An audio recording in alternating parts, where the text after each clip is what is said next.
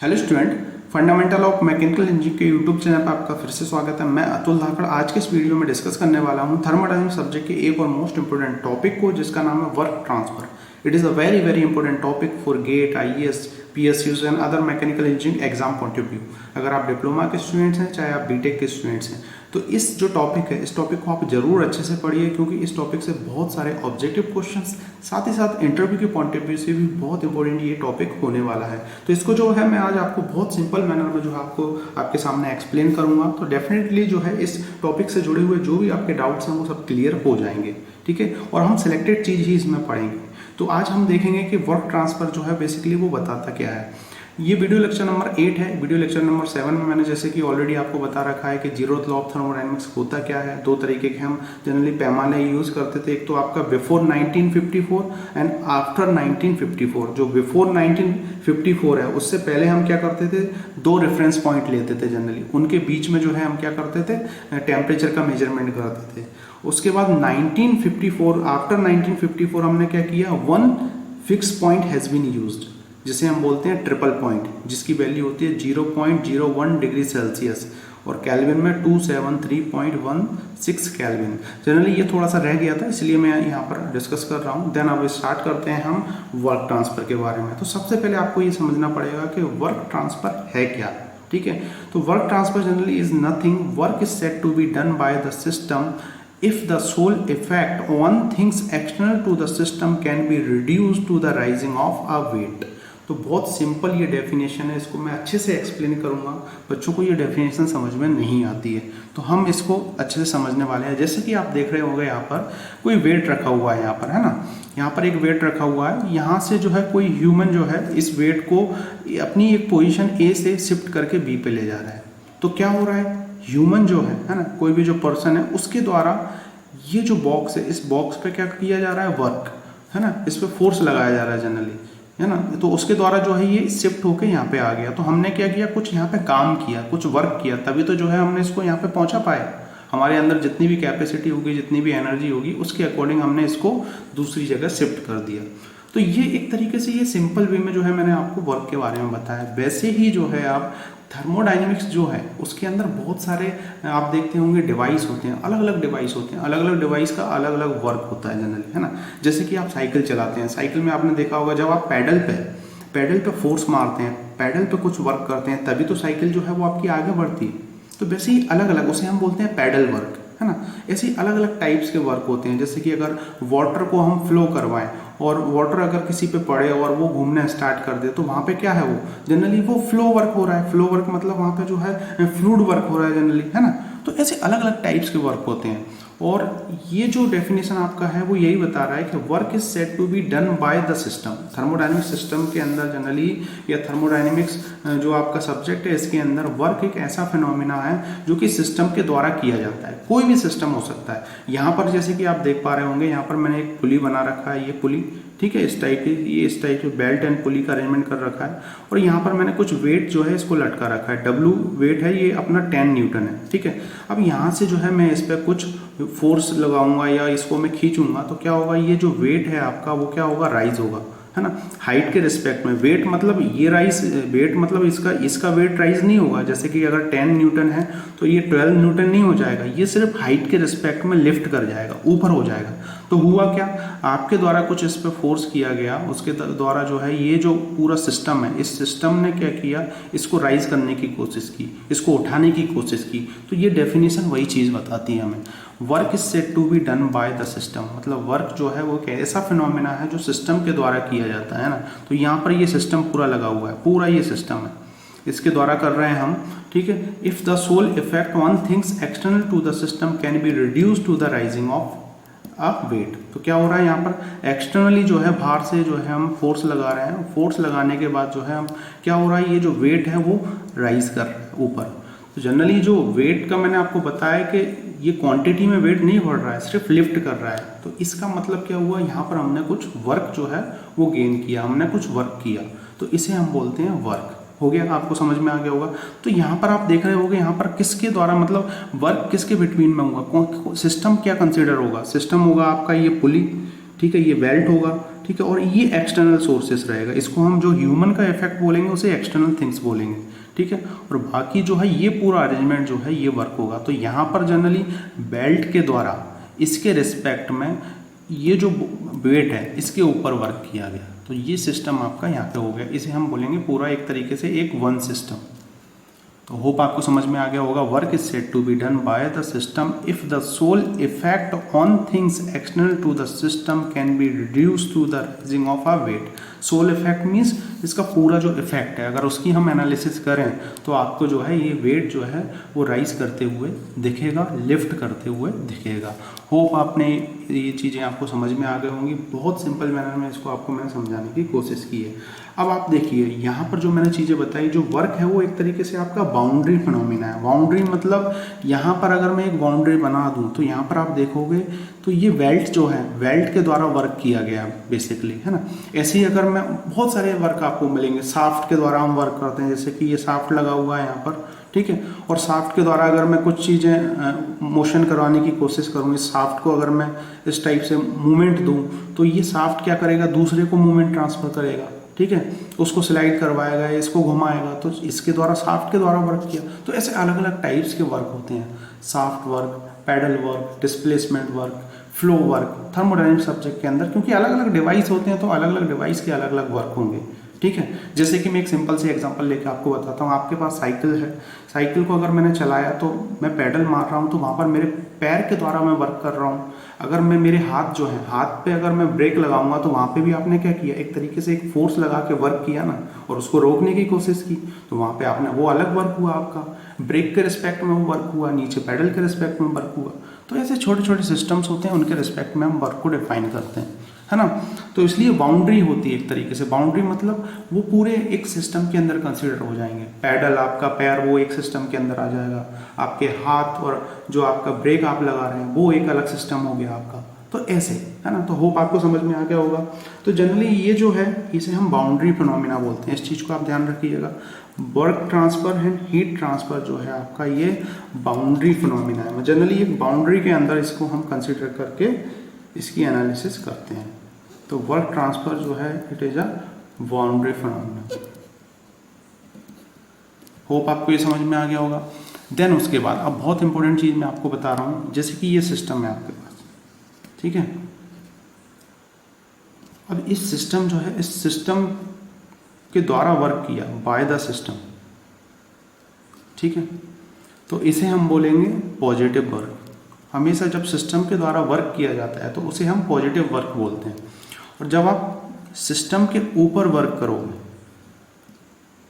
ठीक है, इसके ऊपर वर्क करोगे तो इसे हम बोलेंगे नेगेटिव वर्क, ठीक है, on the system. Very important चीज, इस साइन और ये इसके अकॉर्डिंग होगा, है ना। Bye the system positive, on the system is negative. तो यहाँ पर अगर आप देखें, जैसे कि एक सिंपल सा मैं ओपन सिस्टम को लेके चलूँ, सिस्टम के बारे में मैंने आपको बता रखा है, ठीक है। तो ओपन सिस्टम के अकॉर्डिंग कंप्रेशर आप देखते होगे, कंप्रेशर के ऊपर आप जो है वर्क करते हो तभी जो है वो एयर को कंप्रेस करता है और फिर आपको ट्रांसफर करता है। वैसे ही टरबाइन की अगर मैं बात करूँ तो टरबाइन के रिस्पेक्ट में क्या होता है, वहाँ से हमें वर्क मिलता है, ठीक है। टरबाइन मीन्स जैसे कि वाटर है, वाटर को मैंने अगर टरबाइन की ब्लेड्स पे डाला तो वहाँ पे क्या होगा, वो टरबाइन की ब्लेड्स घूमेंगी और उसके बाद आपको वर्क प्रोड्यूस करके देंगी। तो यहाँ पे हमें मिल रहा है, यहाँ पे हम खर्च कर रहे हैं, तो इसलिए हमें नेगेटिव और पॉजिटिव। अब जनरलाइज इक्वेशन में आपको बताना चाहूँगा। देखिए मैं आपको बता रहा हूँ ओपन सिस्टम, क्लोज सिस्टम क्या होता है, इन सब चीज़ों को आप पढ़ लीजिए, मैं ऑलरेडी बता चुका हूँ, तो ये आपको कन्फ्यूजन कभी नहीं होगा। Generalize equation for close system और नॉन फ्लो। नॉन फ्लो क्यों बोल रहे हैं, क्योंकि मास जो है वो उसका जो है वो फ्लो नहीं हो रहा है ना। मास फिक्स्ड होता है जनरली क्लोज सिस्टम के अंदर। तो इसे हम पीडीवी वर्क भी बोलते हैं, पीडीवी, है ना, पीडीवी वर्क और डिस्प्लेसमेंट वर्क। क्या होता है ये डब्लू, मैंने बताया था आप वर्क को कैसे लिखते हैं, हम ऐसे लिखते हैं, is equal to V1 V2 PdV। Very important equation, very important equation. ठीक है ना। तो ये जो है ये आपकी है generalize equation for close system और नॉन फ्लो वर्क के लिए, ठीक है, जो इसे हम पीडीवी वर्क भी बोलते हैं कभी कभी और डिस्प्लेसमेंट वर्क भी हम बोलते हैं। और ये जो वैलिड होता है ये आपका reversible and quasi static work जो है उसके लिए वैलिड है। इस चीज को आप ध्यान रखिएगा, रिवर्सिबल वर्क भी, रिवर्सिबल प्रोसेस, ठीक है, और क्वेसी स्टैटिक सब बता चुका हूँ आपको, इसलिए मैं आपसे रिक्वेस्ट करता हूँ हर एक टॉपिक को स्टार्टिंग से देखिए वीडियो लेक्चर्स को। ओके, तो होप आपको ये समझ में आ गया होगा। तो ये generalize equation for close system, close system का आप ध्यान रखिएगा, ये क्लोज सिस्टम होता है जिसमें हम एनर्जी को तो इन कर सकते हैं और एनर्जी को तो आउट कर सकते हैं, लेकिन मास जो है ना तो इन होगा ना आउट होगा, मास जो है आपका फिक्स होगा। इस टाइप के सिस्टम को हम क्लोज सिस्टम, और नॉन फ्लो, नॉन फ्लो मतलब मास फ्लो नहीं हो रहा है, ठीक है ना। तो आपको ये समझ में आ गया होगा। तो ये क्लोज सिस्टम के लिए वर्क है जो कि reversible and quasi static process के लिए वैलिड है। और टाइप्स ऑफ वर्क की अगर मैं बात करूं तो डिफरेंट टाइप्स के वर्क हैं, आप लिख लीजिए। डिस्प्लेसमेंट वर्क होता है, पैडल वर्क होता है, फ्लो वर्क होता है, देन शाफ्ट वर्क होता है, और उसके बाद अलग अलग एलिमेंट्स के लिए अलग अलग टाइप से वर्क आप बता सकते हैं। तो होप आपको ये सब चीज़ें समझ में आ गई होंगी। देन इसके बाद अब हम डिस्कस करने वाले हैं very very important process, work की डिफरेंट टाइप्स की जो प्रोसेस हैं जिससे हमें वर्क मिलेगा उनको, ठीक है। तो ये जो प्रोसेस है आपकी, ये एक तरीके से क्लोज सिस्टम के लिए है, इसको आप ध्यान रखिएगा। ओपन सिस्टम के लिए हम अलग से डिस्कस करेंगे। और नॉन फ्लो वर्क है ना, मतलब मास जो है आपका फिक्स्ड है इसके अंदर, ये चीज याद रखना, ठीक है। तो इस टाइप के हम सिस्टम को क्लोज सिस्टम बोलते हैं। सबसे पहले हम फर्स्ट बात करेंगे कांस्टेंट प्रेशर। जब हम प्रेशर कांस्टेंट कर देंगे तो उसके रिस्पेक्ट में, अब इसको हम जो है एक और बोलते हैं आइसोबैरिक प्रोसेस। बहुत बार ये क्वेश्चन पूछा जाता है कि आइसोबैरिक जो प्रोसेस है उसके अंदर होता क्या है, तो नथिंग इज, कांस्टेंट जो है प्रेशर जो है वो आपका कांस्टेंट हो जाता है आइसोबैरिक प्रोसेस, या जो प्रेशर कांस्टेंट है उसको हम आइसोबैरिक प्रोसेस बोलते हैं। तो इसमें होता क्या है, इसमें कुछ नहीं होता है। अगर आप इक्वेशन में वैल्यू रखेंगे तो यहाँ पर जो है आपको W1 से 2 आपको जो है वो वर्क मिलेगा V2 माइनस V1, ठीक है ना, क्योंकि प्रेशर कांस्टेंट है यहाँ पर, ठीक है। तो वॉल्यूम तो चेंज होगा आपका, तो V2 माइनस V1। मैं डिटेल में नहीं बता रहा हूँ, शॉर्ट में बता रहा हूँ। डिटेल में आपको पढ़ना है तो आप बुक्स ले लीजिए PKNR, उसमें आपको अच्छे से डिटेल में दिया है, और भी आप पढ़ सकते हैं डिटेल में। तो सभी चीज़ें मैं आपको डिटेल में नहीं बता रही हूँ, है ना।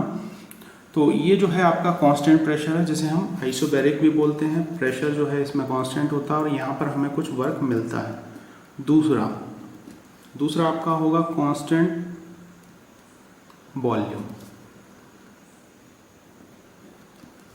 देखो मैंने आपको बताया था प्रेशर, वॉल्यूम, टेम्परेचर, तीनों के बीच में जो है पूरा थर्मोडायनेमिक्स जो है हम डील करते हैं। तो अब कांस्टेंट वॉल्यूम हो गया, कांस्टेंट वॉल्यूम हो गया, तो इसको बोलते हैं हम आइसोमेट्रिक और आइसोक्रोनिक। वेरी इंपॉर्टेंट, बहुत बार ये पूछा जाता है प्रोसेस। ये जो अटपटे नाम हैं यही नाम जो है आपके आते हैं, तो इनको आपको अच्छे से याद करना पड़ेगा। तो इसमें आपका जो है वॉल्यूम जो है वो कांस्टेंट होता है। तो यहाँ पर वॉल्यूम अगर कांस्टेंट हो गया, देखिए वॉल्यूम जो है V1 इक्वल टू V2 हो गया, तो कट हो जाएगा यहाँ पे। तो W1 से 2 जो है ये 0 होता है। और पूछा जाता है कि जो कांस्टेंट वॉल्यूम है उसके लिए वर्क ट्रांसफर कितना होता है, नथिंग, 0। इसके लिए कितना होता है, PV2 माइनस V1। तीसरा देखिए प्रेशर हो गया, वॉल्यूम हो गया, बचा क्या, टेम्परेचर। तो कांस्टेंट टेम्परेचर प्रोसेस,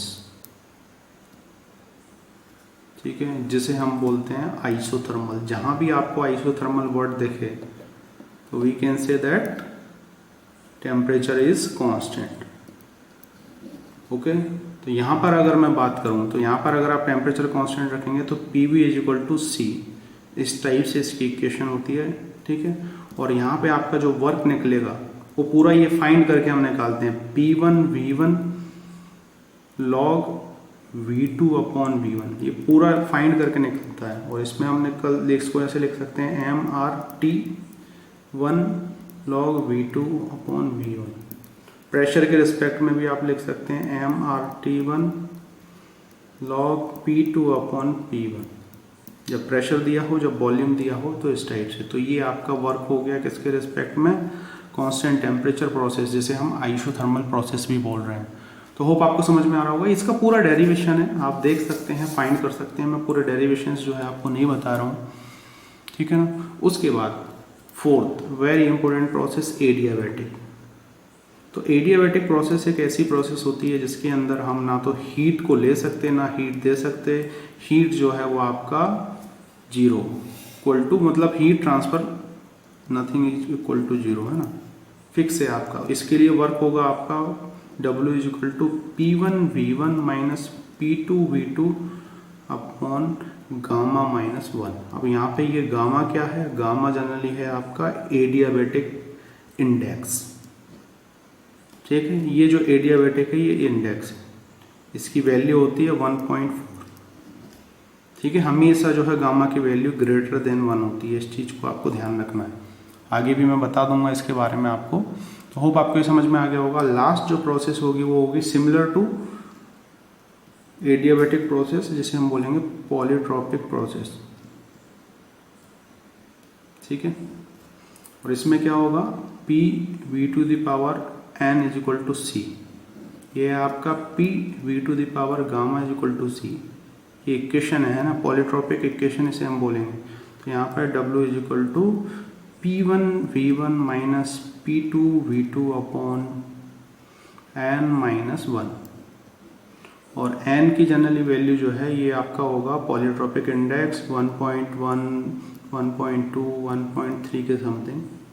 इसकी वैल्यू फिक्स होती है 1.4, और भी वेरी करती है, ये वैल्यू भी चेंज होती है जनरली, लेकिन इनके डीप में आपको नहीं जाना है।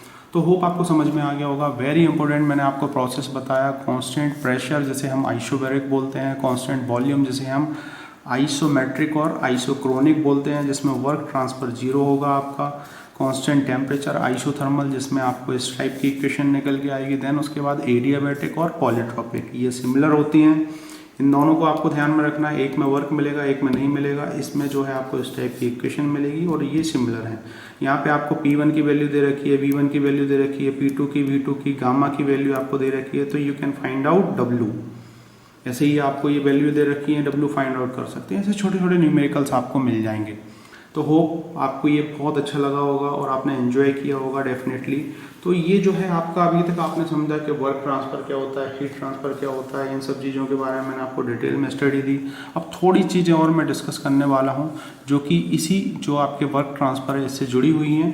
देन उसके बाद जो है इस टॉपिक को हम फिर ख़त्म कर देंगे। तो देन बात करते हैं अब हम स्लोप के बारे में। सबसे पहले मैं आपको एक चीज़ और बताना चाहूँगा इम्पोर्टेंट, कि व्हाट इज़ आइसेंट्रोपिक प्रोसेस। एक आइसेंट्रोपिक प्रोसेस भी होती है, तो वो क्या होती है उसको समझ लेते हैं हम। आइसेंट्रोपिक प्रोसेस जनरली मैं इसको बाद में आपको बताता, लेकिन अभी बता देता हूँ। The entropy remain constant, a process is said to be isentropic process when entropy remain constant. इस चीज़ को आपको ध्यान रखना। अब ये एंट्रोपी क्या होती है इसको मैं अभी आगे आपको बताऊंगा। एंट्रोपी रिमेन कांस्टेंट, ठीक है। ऐसी प्रोसेस जिसकी एंट्रोपी जो है वो रिमेन कांस्टेंट हो, ठीक है, चेंज ना हो, उसे हम बोलेंगे आइसेंट्रोपिक प्रोसेस। और रिवर्सिबल एडियाबैटिक प्रोसेस जो है उसे हम आइसेंट्रोपिक प्रोसेस बोलते हैं। ये क्वेश्चन आया है इसलिए मैं आपको थोड़ा सा बता रहा हूँ। Reversible adiabatic process is known as isentropic process, ठीक है। तो ये जो एंट्रोपी है ये क्या होता है, एंथैल्पी क्या होता है, इनको आगे मैं अच्छे से डिस्कस करने वाला हूँ। बेसिक एक कॉन्सेप्ट दिया है क्योंकि ये क्वेश्चन जो है एक बार आया हुआ है, इसलिए मैं बता रहा हूँ। Reversible adiabatic process is known as isentropic process. बस कंडीशन ये होना चाहिए कि एडियाबैटिक के अंदर जो है हीट ट्रांसफर जो है नहीं होना चाहिए, ना तो सिस्टम के द्वारा हीट ट्रांसफर हो रहा, ना सिस्टम ले रहा हीट, है ना। अब इसके बाद बात करेंगे हम slope of isothermal curve on PV diagram.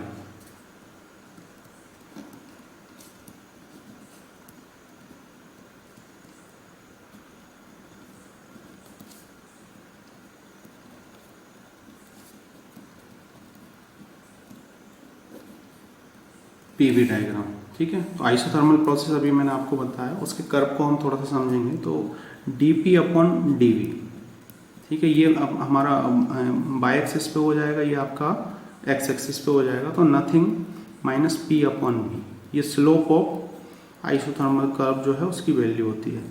Very important, ये भी बहुत बार ये पूछा गया है। देन उसके बाद स्लोप ऑफ एडियाबैटिक, अभी मैं आपको स्लोप भी बना के दिखाऊंगा कर्व। तो ये क्या होगा, dp upon dv equal to gamma times हो जाएगा minus p upon v। Adiabatic आ गया तो गामा आएगा यहाँ, ठीक है। वेरी इंपॉर्टेंट, ये पूछा जाता है स्लोप, ठीक है ना। तो ज़्यादा डिटेल में नहीं जाना है, बस ये याद रखना है आपको। अब देखिए स्लोप का मतलब अगर मैं बात करूँ जैसे कि इस टाइप से, ये आपका प्रेशर हो गया, ये वॉल्यूम हो गया, ये मेरी एक रेफरेंस लाइन हो गई, ठीक है। यहाँ पर अगर मैं स्लोप ड्रॉ करूँ तो ये जो कर्व होगा आपका और एक कर्व जो होगा, ठीक है। तो ये जो आप देख रहे हो यहाँ पर इस रेफरेंस लाइन से ये जो एंगल बन रहा है, ये एंगल, ये थीटा है हमारा ना, ये θ1 मान लिया, और ये जो है पूरा ये θ2। तो ये जो कर्व होगा ये होगा आपका एडियाबैटिक, और ये जो कर्व होगा ये होगा आपका आइसोथर्मल, ठीक है। तो यही dp अपॉन dv के रिस्पेक्ट में लिखा, तो मैंने माइनस p अपॉन v होता है, ये पूरा निकाला जाता है। डिटेल में आपको नहीं जाना है, अगर डिटेल में जाना है तो मैं बार बार रिक्वेस्ट कर रहा हूँ, आप बुक्स में जाके देख सकते हैं। तो जनरली इससे कंक्लूजन ये निकलता है, जो एडियाबैटिक जो होता है आपका वो ज़्यादा होता है, ये पूछा गया बहुत बार curve in compare to isothermal curve, ठीक है। और ये इक्वल टू होता है गामा, जो कि आपका होता है एडियाबैटिक इंडेक्स। गामा की वैल्यू हमेशा होती है ग्रेटर देन 1, ठीक है। तो होप आपको ये समझ में आ गया होगा। हमेशा जो है ये जो आइसोथर्मल कर्व है ये लेस होता है, और ये जो है ये मोर होता है। ये भी बहुत बार क्वेश्चन पूछे गए। क्यों होता है, क्योंकि जो इसका जो रेफरेंस लाइन के साथ जो थीटा जो एंगल है ये हमेशा जो है ये कम होता है, और जो आपका ये जो है एडियाबैटिक इसका जो θ2 है ये ज़्यादा होता है ना, एंगल जो होता है। तो होप आपको ये चीज़ें समझ में आ गई होंगी। तो आज जो है हमारा ये वर्क ट्रांसफ़र जो है हमारा ये पूरा कंप्लीट होता है। देन इसके बाद हम बात करेंगे हीट ट्रांसफ़र के बारे में। मैंने जितना मुझसे मतलब आपको इम्पोर्टेंट है उसके अकॉर्डिंग मैंने आपको बताया है।